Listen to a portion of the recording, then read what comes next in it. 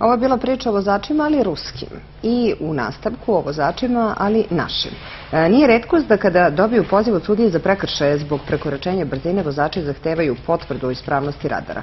Iako je u pitanju uglavnom pravno nadmudrivanje, praksa je pokazala da i radar može da pogreši.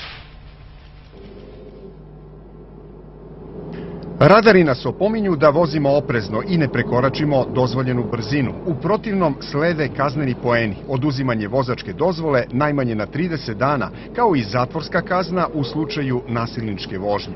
Radar, međutim, ne toleriše ni minimalno prekoračenje brzine. Zaustavio me prekoračenje 8 na sat i naplatio mi je kaznu. Malo on 10% verovatno pogreši, ali nije strašno. Svaki zahtev saobraćajne policije upućen prekršajnom sudu koji se odnosi na merenje brzine kretanja vozila, bilo trenutne ili prosečne, sadrži podatak o radaru kojim je brzina merena, odnosno tehničke podatke o ispravnosti uređaja.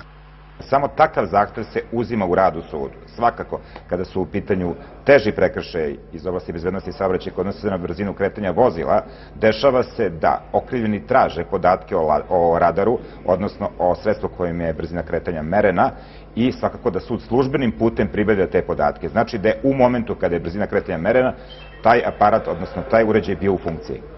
Za kontrolu ispravnosti radara zadužena je Direkcija za mere i dragocene metale. Šta je pokazao inspekcijski nadzor? Pregled radara u decembru mesecu pokazao da je od 98 pregledanih merila, to je radara, 6 neispravno i uglavnom su to kvarovi usled memorijske kartice, nedostaci baterija.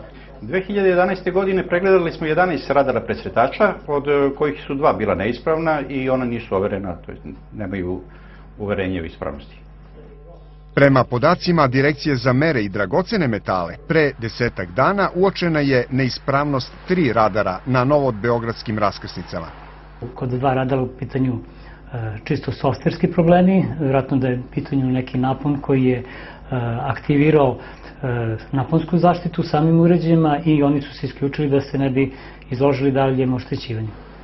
Granica dozvoljene greške za radare je plus minus 3%.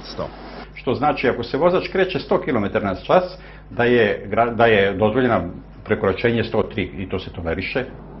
Ispravnost i preciznost radara je pod lupom kontrolora direkcije.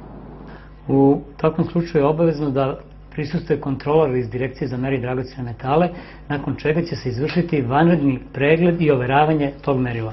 U ovom slučaju laserskog radara. Referentni etalon je uređaj kojim se proverava i ispravnost radara. Kada vozilo prođe između ova 2 senzora, meri se vreme prolaska od tačke A do tačke B, a zatim uz pomoć matematičke formule izračunava se i brzina kretanja vozila.